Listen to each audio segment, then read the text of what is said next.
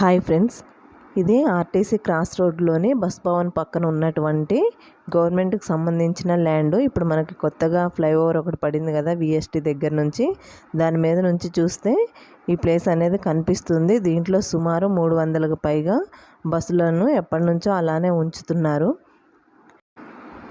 భారీ నష్టాల్లో ఉన్న ఆర్టీసీ సొంతంగా లాభాలను తెచ్చుకోవడం మాట అటుంచితే విలువైన స్థలాలను సక్రమంగా వినియోగించుకోవడంలో వెనుకబడుతుంది. ముషీరాబాద్లోని బస్ భవన్ పక్కనున్న స్థలంలో ఏళ్ల తరబడి పాడైపోయిన బస్సులను మూలన పడేసి ఉంచడమే ఇందుకు నిదర్శనం. 3 ఏళ్లుగా సుమారు 300కు పైగా బస్సులు ఎండకెండుతూ వానకు నానుతున్నాయి. 6 ఏళ్ల కిందట సుమారు 20 కోట్ల రూపాయలతో కొనుగోలు చేసిన వజ్రా బస్సులను సైతం అధికారులు మూలన పడేశారు.